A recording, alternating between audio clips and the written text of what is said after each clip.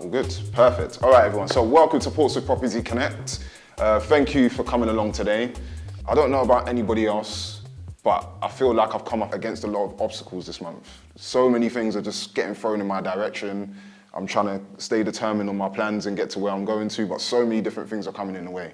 So that being the case, thank you for coming here and being here today.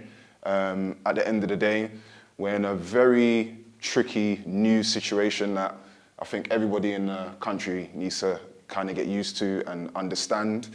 And it's good to keep our eye on the things that I'm going to talk about today.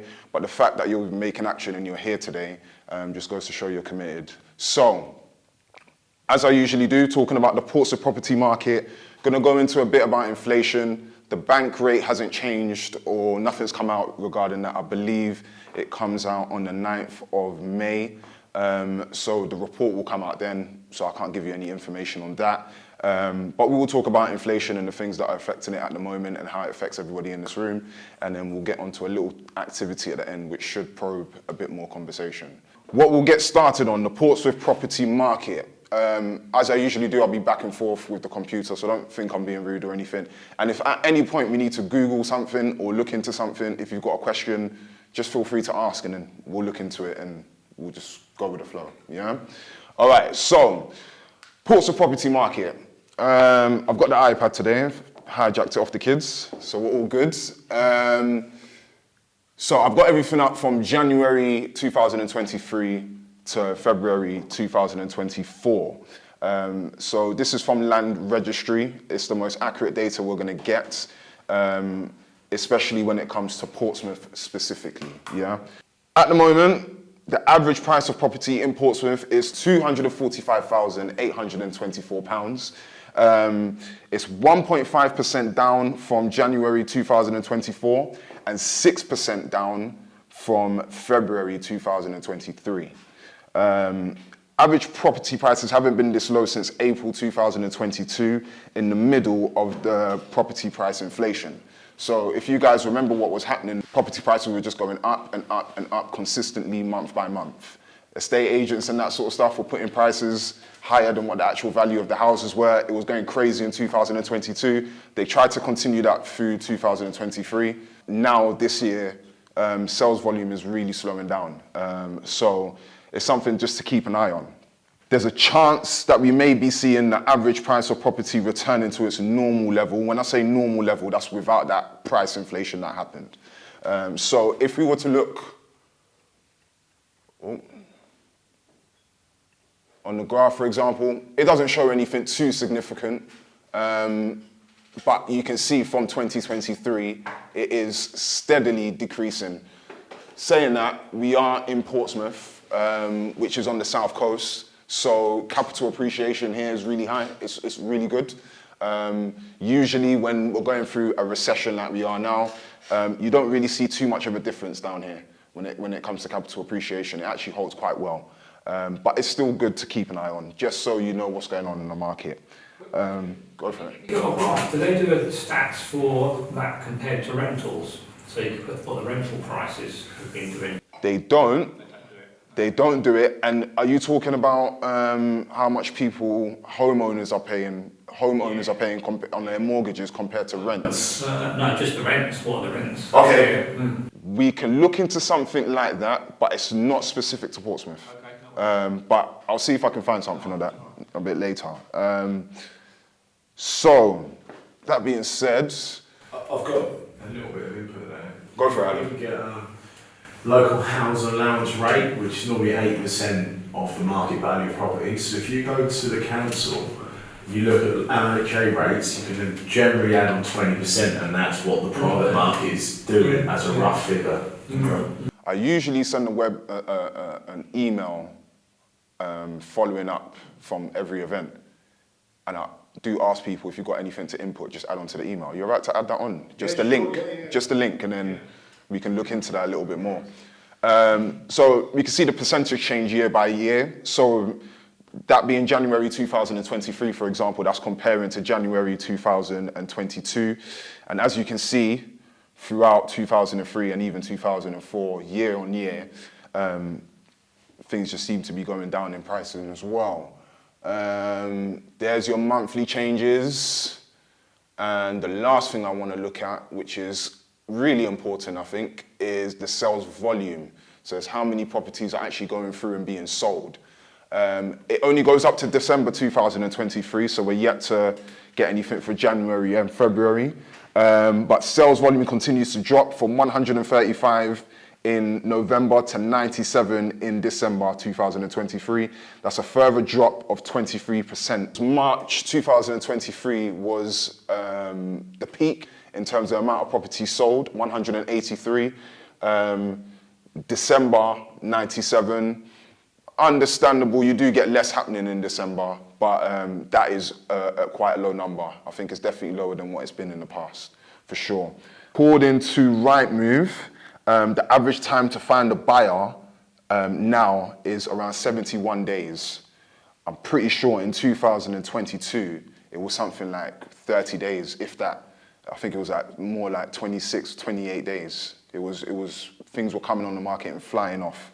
But now 71 days. This is the longest at this time of the year since 2019. And that is based on March as well, 2024, where we are now, March, April 2024, yeah?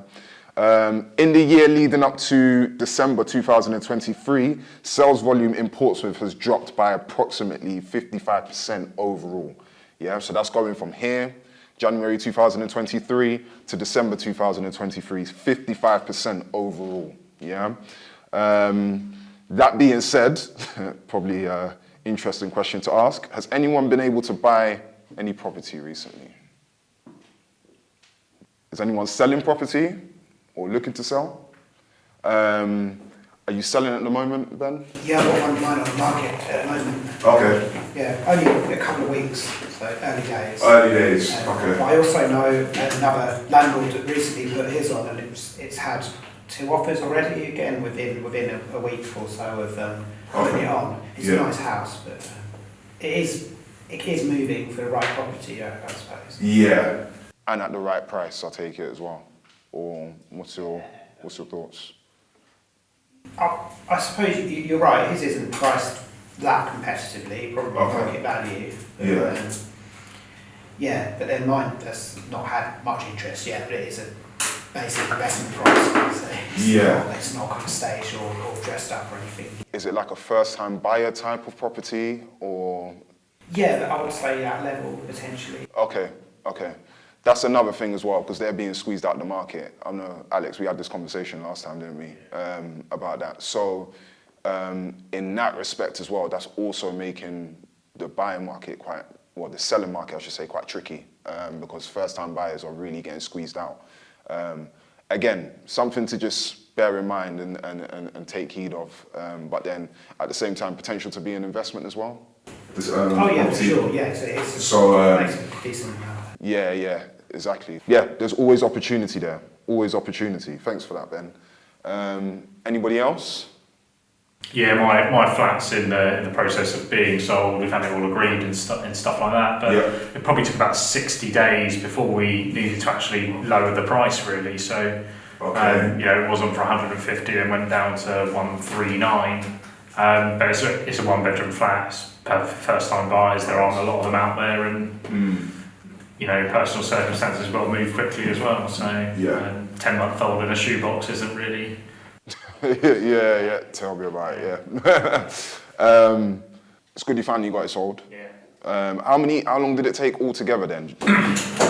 So we're sort of at the last stage of something. I think we'll probably get a date for when we can move next week. But I mean, we put an offer in on the place, let's say mid-December, and it took us 2 months from then to sell it. And then now you've got all the solicitors getting on with it and stuff like that. Okay. Someone was telling me about surveyors at the moment. They seem to be taking a lot of time, and actually they're valuing these properties a lot lower than they should be, because they've got an insurance that they have to adhere to, basically. And if they don't do that, then it kind of goes back on them going forwards. So because of that, they seem to be really strict and really have to stick to a guideline when they're going through and valuing your property. Yeah, that's 100% true. I mean, we had 10 red flags on our report, and we commissioned it ourselves and got someone to come round. And probably 7. It was really good because we know we need to get lead flashing done on the roof and get it repointed. So we got a quote for that and managed to get a little bit off the asking price for it. So that has helped. Yeah. But 7 or 8 of the things were we've used a damp tester and put it against the wall and it's got damp. It's like, well, but then at the end it says we haven't done a thorough investigation. So it's like, how can you put it? It shouldn't be a red mark then. It should be, if you've got green, amber, red, it should be unknown or, cause for concern kind of That's thing. it, yeah. But 7 of them were literally get a gas safe certificate, get an electrical certificate, and it just felt so overkill and abiding by their professional indemnity insurance policies to make sure they don't get shafted later on down the line. Yeah. What's changed then? Why are they suddenly being harder? Yeah, you know what? That's a good question. I don't know whether it's because of the times we're in, if people are kind of money grabby now, innit? So any slip, any sort of small thing that goes wrong, they could, they could really feel it on the back of that. And there's probably people out there that are waiting for that opportunity so they can do that, especially once they're trying to go through with a property. It might be an investment, there's money involved, there's all this stuff. So in order to protect, some people might take advantage of their position, but then in order to protect themselves, that might be the thing that they have to do. Saying that as well, they work for bigger companies. They're not necessarily sole traders that just go out there and, you can have a conversation with. No, they're being told what to do maybe. So their managers are probably getting onto them and being like, look, this is what's happening out there. So this is how we have to tighten things up just to make sure that we're good. This is all an assumption. If anybody else wanted to add anything, potentially, go for it then. Yeah. Yeah, I think it's just because it's a slightly unstable market, and obviously it's dipped slightly. They're down valuing properties, so when people have to remortgage, for example, they're knocking it down by probably 10, 20% even. In some cases, because it's uncertain, they don't want to over-lend, and then people find themselves in negative equity if there's a fluctuation in the market. So it's always the same. Whenever there's a dip or there's any kind of uncertainty, surveyors will always lean on the side of caution, unfortunately, which isn't great for people who want to kind of continuously refinance and grow their portfolios. Yes. It slows everything down. Yeah. But at the same time, from their perspective, you can kind of see and understand. Yeah. All right. Anything else when it comes to buying, selling property or the Portsmouth property market at the moment? About rentals, is there any rentals to compare with those numbers? Are the rentals up, for example? So, down? Yeah. Good question. This is something that me and Roden look at monthly. Let me see. You know what? Let's look at that now quickly. All right. So far, over the past 2 months, to be honest, they haven't been too different. So as we can see, for rooms, this is the latest one, so we'll go by this. £616 a month. 1 bed, £868.20 a month. This is average over 30 days. We've got spare room for the HMOs and then right move for everything else, yeah? So we've got around £860, £870 for a 1 bed, which sounds about right, to be honest. 2 bed apartments is 1,336, but the houses are 1,190. Now, I know on Rightmove, more recently, you're getting apartments in Gunwharf Quays. So because of that, I think that's why those apartment prices have kind of shot up, because rent there, for example, will be a lot higher than rent in Fratton or rent in North End. Yeah, Southsea area mainly, Southsea area mainly. But I do see quite a lot of Gunwharf Quays up there on Rightmove. And then 3 bed, we're talking around 1,500. So as you can see, from the previous month, it's not too much of a difference. But I believe I saw something somewhere that said that rents compared to last year so far, I think it was end of 2022, 2023 to now, it's like an 8% increase from then till now. I've got some old data I can look at as well, but I'm probably gonna have to do that another day. What's the total number, the difference in total numbers though? In total numbers, It's down, isn't it? So it's down quite a bit still. when you say total numbers, what, in terms of the numbers of properties on the market? Yeah. Only slightly, yeah. It's not too much of a difference, to be honest. Myself and Rodin, we're going to work on this and just be consistent with it and see where things go from there. But yeah, it's definitely something to keep an eye on as well with the rents. All right, so inflation. I did mention this last month, I'm going to mention it again. In July 2023, it was stated that the MPC forecasted a bank rate average of 5.5% over the next 3 years. Yeah, so we're at 5.25% at the moment, but July 2023, they forecasted for the next 3 years that it was going to be around 5.5%. Yeah, MPC will monitor indications of persistent inflationary pressures and resilience in the economy as a whole, including the underlying tightness of the labour market, wage growth, and services price inflation. So these are the three things that the Monetary Policy Committee at the Bank of England are going to be looking at going forwards when they're judging where the bank rate is going to be the next month. Aside from that, they're also going to be looking, it also depends on the warfare and everything that's going on around the world, which the UK sort of got a toe in, let's put it that way. But yeah, all these things are sort of going to come into play when they're talking about the bank rate and where it's going to go. I'm still saying, I've been saying this for the past couple of months, and I'm still saying 5.25% is a good place to be. I don't see, I see them going against themselves if they bring it down, and there's probably a potential that it could go up even further. I did speak on that last month, so feel free to go online and check out what I said about that. So the Office of Budget Responsibility have stated in their latest Economic and Fiscal Outlook report that in this scenario, considering where we are right now, if it was to continue, inflation spikes back up to over 7%. If this was to happen, it is expected that there will be further increases in bank rate, understandably. Monetary policy will need to remain restrictive for sufficiently long to return inflation to the 2% target sustainable in the medium term in line with the MPC's remit. So this medium term, I did say this last month as well, came in 2022 for 5 years. Yeah, so that's literally from 2022 up to 2027. So that's the medium term they're talking about. So they're looking to keep the bank rate restrictive for sufficiently long to return inflation down to 2% within these 5 years. So we're in 2024 now, 3 more years. Yeah, these are where the forecasts are at quickly. So this is roughly where we're at the moment.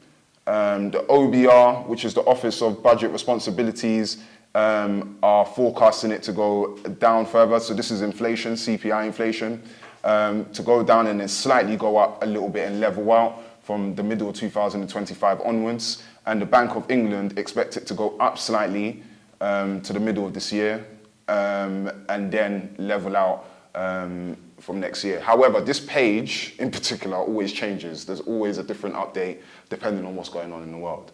Now, looking at the charts, so the first thing we'll look at is owner-occupier costs and CPIH. So in February, CPIH was 3.8%, CPI was 3.4%, and owner-occupier costs, housing costs, was 6%. Owner-occupier costs, the main thing that kind of contributes to that is mortgage payments, yeah? You've got estate agent fees, insurance, and all these kind of things as well, but that's the main thing. CPIH is basically CPI, which is inflation, but it's got the owner-occupier costs attached to it, if that makes sense, yeah? So right now, the difference between these two mainly comes down to owner-occupier costs, especially because it's so high at the moment. This month, CPI has gone down to 3.2%. CPIH stayed at 3.8%, and owner-occupier costs went up to 6.3%. Owner-occupier costs right now, as you can see from this graph, that's the highest it's been. I believe that measure was started in 2006, and this is the highest it's ever been. Owner-occupier costs going up is one of the main things that's affecting this recession that we're in. So, yeah, just bear that in mind, because I know a lot of people are seeing inflation going down and they're thinking happy days, everything's going to go back to normal. But then with owner-occupier costs being as high as it is right now and wage growth not going up with that, yeah, it's a different sort of challenge that the economy has to deal with. Wage growth, let me even show you that as well. So this is year on year, yeah? So it's comparing it to the year before. I was trying to find something about wage growth, just talking about what's going on now at the moment. The one graph that I did see, but it just wasn't clear enough and it didn't allow me to zoom in, was showing that wage growth is actually going up. But then on a year on year, I think this is still quite interesting to look at, because as you can see from July 2023 up until now, on a year on year, wage growth has been steadily decreasing. It had a quick bit of a sharp drop there, and then it's gone back up. It did rise and then went down. I think that's when we were just coming out of COVID, to be honest. And then it's steadily rising up, but then it shot back down, and I think it's been at 5.6% for the past 2 months. So again, another thing to pay attention to. Unemployment rate from December to February, December 2023 to February 2024 is currently at 4.2%. Now, when it starts creeping up towards 5%, that's when a recession is very obvious. 4.2% is a bit scary. 3.9% is what it was on the market before, so the 3 months before that. It's gone up to 4.2. So again, unemployment's definitely something to pay attention to. 71.5% of the upward contribution of household and housing services to inflation is attributed by owner-occupier costs. So if I go back to here quickly, all right, so just like it was last month, food and non-alcoholic beverages, clothing and footwear, furniture and household goods, these are the things that are sort of bringing inflation down. However, the most significant thing, and this is CPIH we're looking at, is housing and household services. Around 71% of that comes down to your mortgage costs, estate agent fees, insurance, all that kind of stuff, but mainly your mortgages, and that is obviously having a reflect on rents. Rightmove have proposed the average 5-year mortgage rate now at 4.84%. So the mortgage brokers are doing what they can to sort of like bring the mortgage rates lower than what the bank rate is currently. But then the bank rate goes up, then they're going to have to raise the mortgage rates and everything to at least where the bank rate is and probably a little bit higher. So if you're looking to get a property, if you're looking to do certain things, they always ask when's a good time. Considering what's going on right now, now is probably a good time, just in case anything sort of comes in. And when you're doing it as well, think long term. You have to think long term. If you're thinking short term and you're just thinking about your pockets now, yeah, it may do you a favor now, it might hurt you in the long run. So just make sure you're thinking long term and do what's best for you and your family or your investment. Does anyone have any further comments with regards to mortgage rates, agent fees, anything like that? I would probably just say that I agree. We're you know, bank rate's 5.25. We're looking at 5.04 for 5 years. So, yeah, it's just true what you've just said, really. Yeah. Yeah. So if you're looking at mortgages in a company, for example, they can be considerably more than that for 5 years. I think I've been quoted that for some 2 years, even 1 year. They even do 1 year fixed because it's sort of uncertain. Yeah. But it goes up to kind of 6-7% more for the longer term ones. Yeah. Could you see that going up as well if the bank rate went up? Could you see those going up potentially? Or do you think they'll sort of like just keep them where they are? I like to sugarcoat things, so I'm hoping that they're trying to compete against each other and keep rates as low as possible. But, I don't know, anything is possible. Yeah. When you say you go through a company, does that mean you're buying it through like a limited? Yeah, so it's higher. Yeah, and then particularly if you're looking at creating strategies like service accommodation mortgages and stuff, the percents are gets very expensive. Yeah, I imagine for sure. So I just want to speak a little bit more about employment, wage growth, and all these sorts of things that's going on at the moment. That's sort of keeping this recession where we currently are at the moment. So the continuing relative weakness of demand leads a margin of economic slack to emerge, where unemployment is expected to rise further. This is from the Economic and Fiscal Report that the Office of Budget Responsibilities put out last month. So they expect unemployment to peak at around 4.5%. 82% of people in the UK who are economically inactive do not want a job. Yeah, they don't want to work. That's what came up in the survey. So approximately 754,000 of these people listed their reason for not working as other. So they're not student, they're not looking after a family at home, they're not sick, and they're not retired.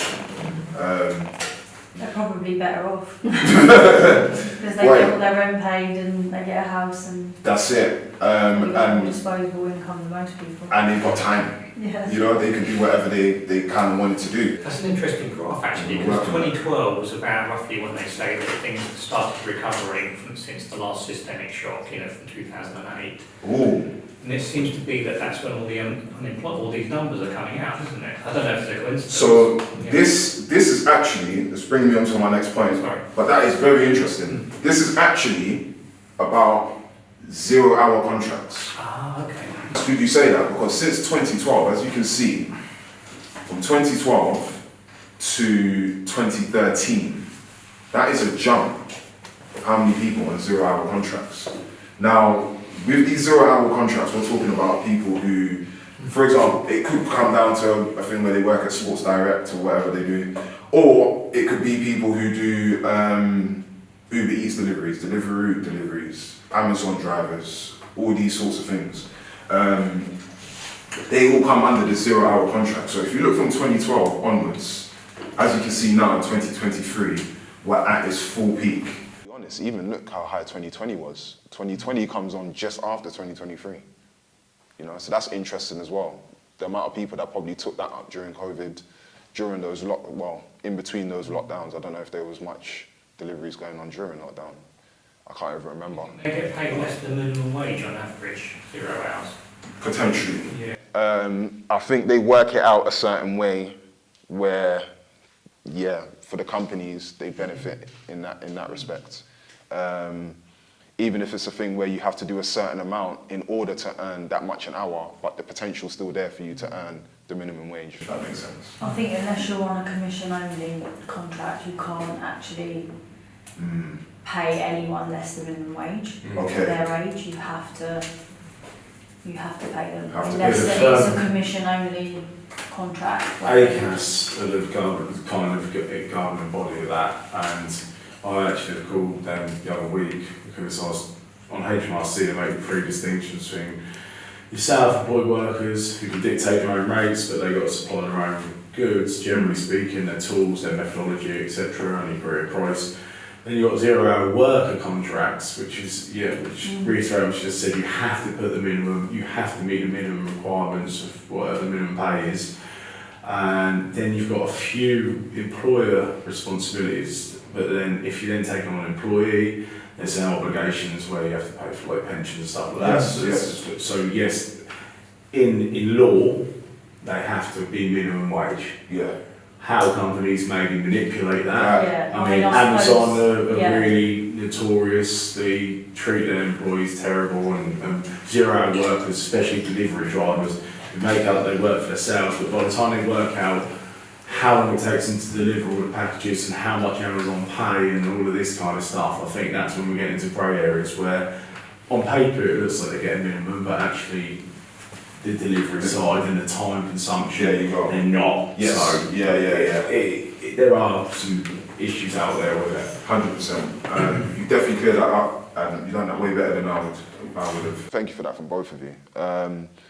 So 0-hour contracts are currently at an all-time peak. Since 2000, there's been a net increase of 995,000 people on this type of employment.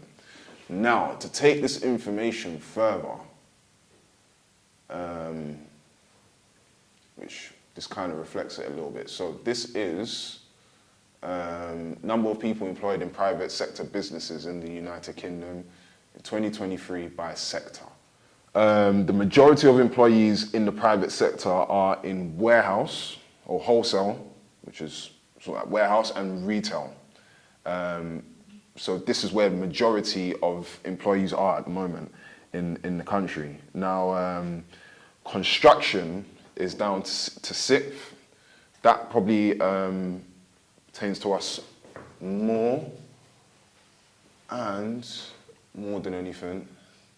And real estate activities is 575,000. Not much in farming, is there? It's quite low. I've got some families in there that are farming. Inherited through generations and stuff. But then with Brexit and the borders that now exist between here and Europe, farming is becoming very, very difficult in that respect as well, because of the amount of things that have changed. So many things are becoming time consuming. Yeah, that's more to do with goods inflation, which isn't bad at the moment. It's now, I think the tricky bit is for them to get things to the EU, they need a specific sticker.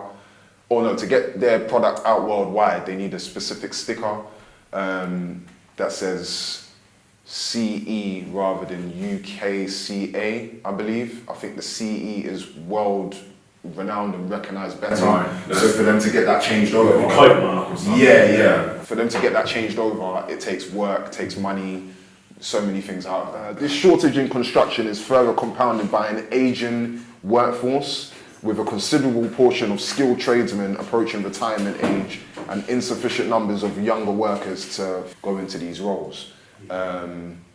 We had this conversation last month about people finding shortcuts to get to those attainable things.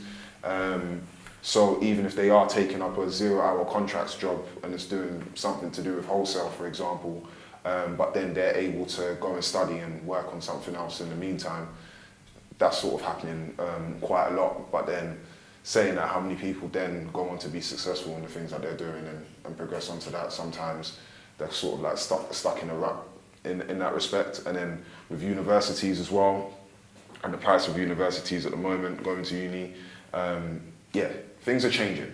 That's all I'm just trying to get across with this information here. Things are really changing, especially on this side of the world.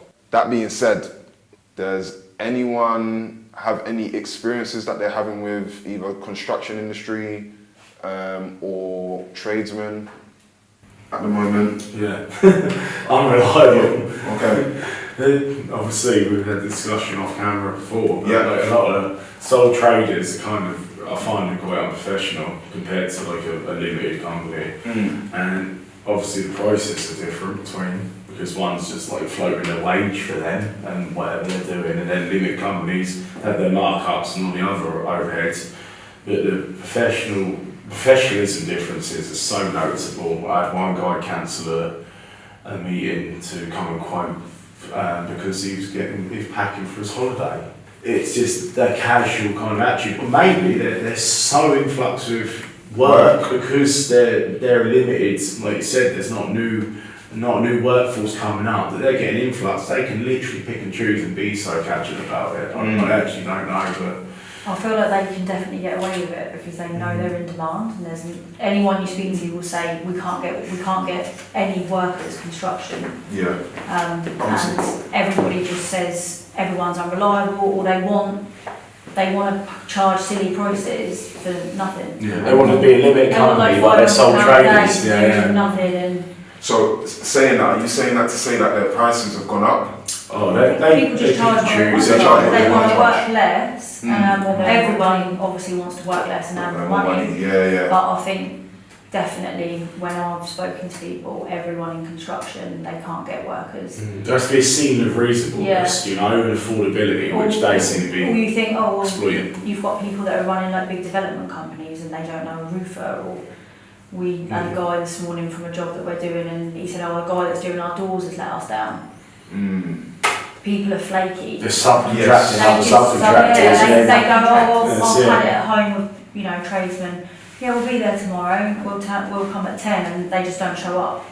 And you phone them and they don't answer. Yeah, and it goes back to what I was saying. It's just a lot of one-man bands. Or is it like a younger generation that are lazy? I don't know. Because since kind of COVID, everybody has gone self-employed, haven't they? Everyone's like, I'm not working. No one wants to work for anyone else. And I want to do what I'm going to do. Yeah. So they actually, they're running the show, aren't they? But they're not. But they're not professional. They're not or professional. They're not accountable enough to be. Yeah, it's something I've sort of found a way to kind of navigate a little bit is look at those that are accredited to governing bodies. Yeah. Normally you get just a higher level of professionalism Yeah. in theory, and hopefully you can look at the code of conduct and have that initial conversation and say, oh, I see you're associated with this corporation, do you embody their values? And then you can kind of have that conversation early on. The only other thing I'll say as well, just to add to that, is the cost of living. I think that's a big part, because obviously they're probably trying to cover their costs and do whatever they've got to do, which is fair enough, but then that's obviously going to have an impact on the prices that they're charging for their kind of jobs. And that's the thing, is self-employed people in general, I think their prices just naturally are going up. Everyone needs more money in some kind of way. Yeah, we're just in tricky times. You've got to compare cost of living with essential versus luxuries. And I know I could survive quite comfortably on essentials if I was going all around. Not everyone has that mindset though. You know, when they talk about, well, I've got to pay for this and this, oh, my dog's best bill. Sorry, you don't need a dog. Like, I'm not saying don't get a dog, but it's those kind of things. Oh, the vet bill's $5,000. Well, why if you can't afford that, why you got a dog? For all the pet lovers here, you know, don't get rid of your pets. First world problems. You could take it down to that. Yeah. I hear exactly what you're saying. Different strokes for different folks, I guess. But that being said, it's just it's still a reality to deal with. If they're trying to quote, like give you a higher quote, the conversation can't go about their dog if you see what I'm saying. It can't go in that direction. It's their lifestyle. It is what it is. I think it's just a thing to be aware of when you are dealing with people in trades or dealing with people in construction in general at the moment, or even past that, just people who are self-employed. And it all comes down to these kind of things. Even the fact about wage growth, the fact that it's not growing and it's going down, and we're talking about people who are employed in that respect. But then for self-employed people, they might be losing more work because their prices are going up, and some people have to tighten their belts themselves, but then their prices are going up. Not to say that's going to make up for what they've lost, but it is what it is. It is, yeah. So Britain is rumoured to be involved in tensions between Israel and Iran now, as it emerged that the Royal Air Force warplanes helped shoot down Iranian drones that targeted Israel. So like I said, they got their toe in it, not fully in it, but there's some sort of involvement. Obviously, there's still things happening on the Red Sea as well. Now, the stuff on the Red Sea has already caused shipping costs from China to have risen over twice the historical average. However, this result is still less than half of costs during the pandemic, which was its peak. And that's from China. So going anywhere else that has to kind of go through that Red Sea channel, prices are just going to go up for whatever they're bringing towards this country, regardless if they're going to have to dodge that war. I did bring up a picture last time, but they basically have to go around Africa to get back up to Europe, rather than just going through the Red Sea, which is between Arabia and Africa, just coming through and then come straight through into Europe. So that being the case, prices naturally are just going to be going up. Again, things to be aware of. The UK is one of the most successful countries in export services. Digitalization makes trade in some services easier.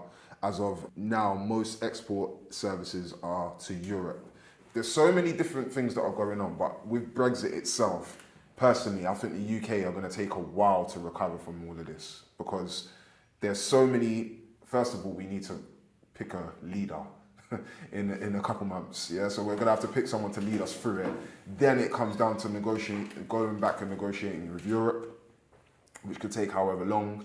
And then from there, whatever negotiation comes from that, it's then pivoting and saying, okay, what can we do with this and negotiate with other nations potentially going forwards.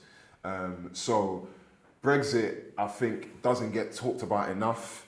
Someone said the reason why Brexit doesn't get talked enough by the politicians is because the public's not talking about it enough.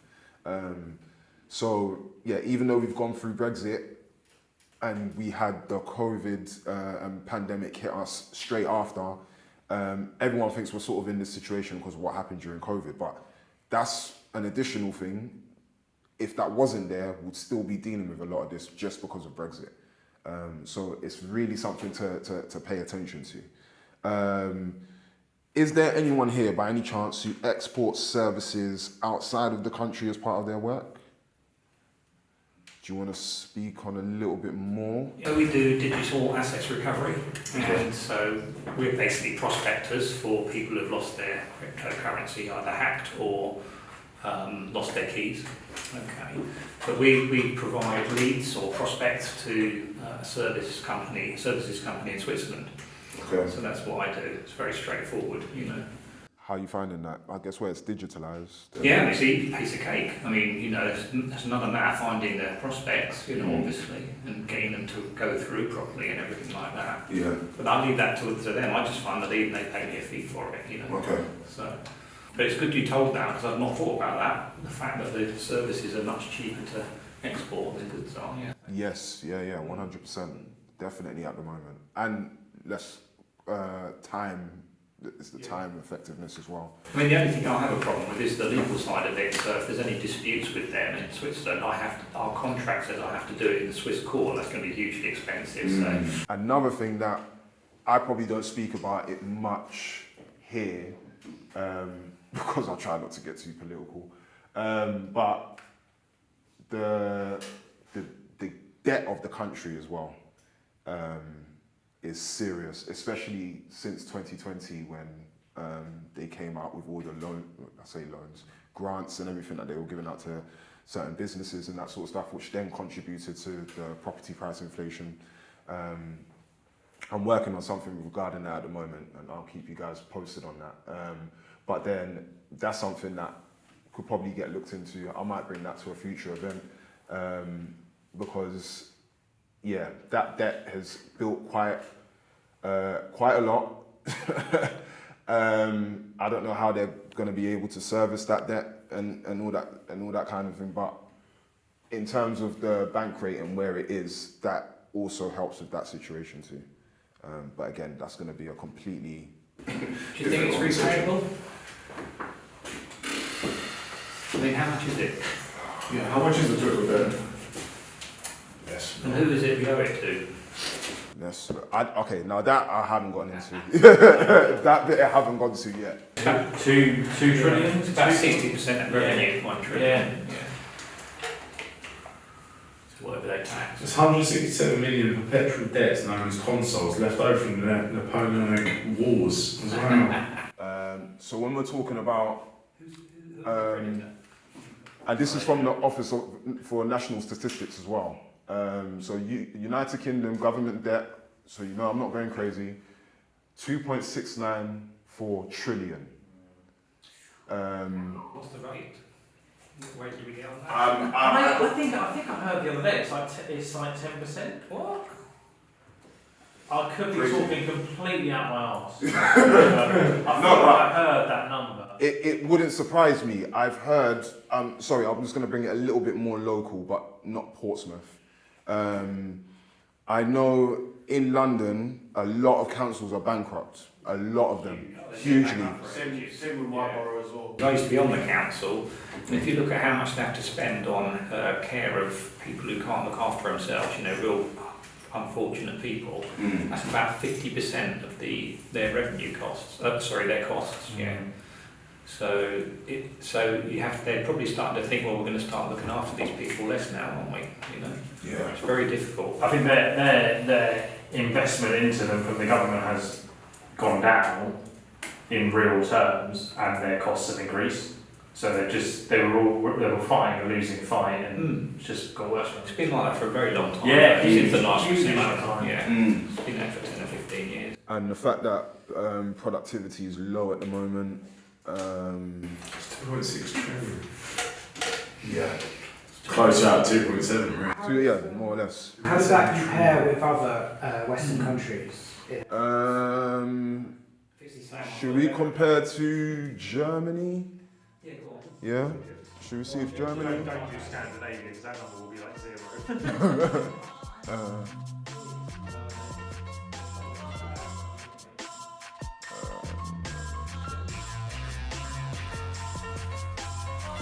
They are, yeah. I think they went into recession before we did.